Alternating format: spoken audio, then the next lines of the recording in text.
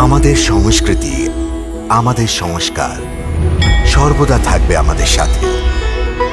ভারতের মহান গ্রন্থ আর কাব্যের সম্পূর্ণ সংকলন। সাবস্ক্রাইব করুন তিলক।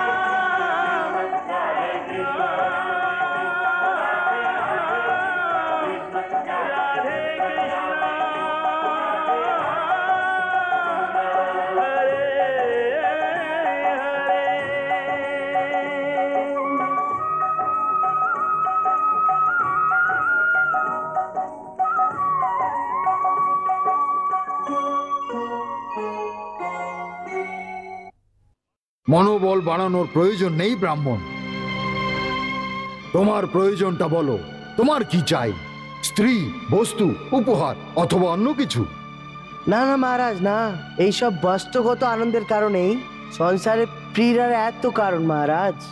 আমরা এইসব ইচ্ছা নিয়ে এখানে আসিনি। তাহলে এমন কোন আকাঙ্ক্ষা আছে যাকে জরাসন্ধ পূরণ করতে পারবে না ব্রাহ্মণ? বলো, তোমার মনে এমন কোন লোভ আছে যেটা তোমাকে এখানে টেনে নিয়ে এসেছে? লোভ বলছেন? লোভ তো শুধু একটি আছে মহারাজ। কি সেটা? যুদ্ধ, শুধু যুদ্ধ। যুদ্ধ? তাও জরাসন্ধের সঙ্গে? নিশ্চয়ই মহারাজ। সাবধান ব্রাহ্মণ, তুমি কি আমাকে যুদ্ধের জন্য আহ্বান করছো? যুদ্ধের জন্য না মহারাজ, দণ্ড যুদ্ধের জন্য। মহেশ্বর সাক্ষী আছে ব্রাহ্মণ, আমি আজ পর্যন্ত কোনো যোদ্ধাকে দণ্ড যুদ্ধে আহ্বান করার জন্য কখনোই বিমুখ করিনি।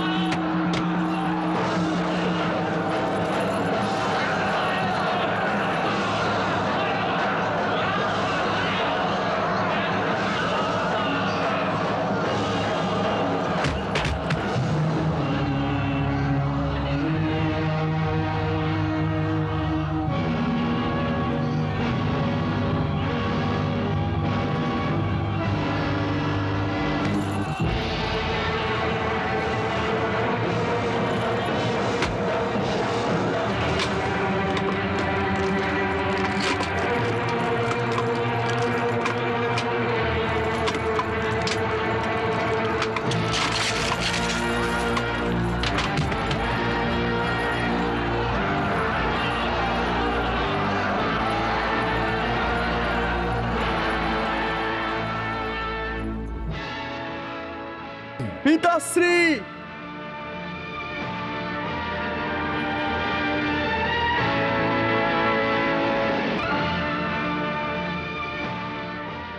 রাজকুমারজি, আপনি নিজেকে শ্রীকৃষ্ণের অধীনে করে রাখুন। আমায় ক্ষমা করে দিন। আমি মরতে চাই না মধুসূদন, আমি মরতে চাই না। ভয় পেও না পুত্র সহদেব, ভয় পেও না। আমি তো শুধু দুষ্টু লোকেদেরকেই দণ্ড দেই, তুমি তো নিরপরাধ আছো। শোনো, আজকে থেকে তুমি মগধের সম্রাট হয়ে গেলে। যাও আর গিয়ে নিজের পিতার অন্ত্যেষ্টির ব্যবস্থা করো। মহারাজ যুধিষ্ঠির খুব শীঘ্রই রাজসূয়ার যজ্ঞ করবেন, যে ওর মধ্যে তুমি মগধের প্রতিনিধি হবে। যথা আজ্ঞা প্রভু।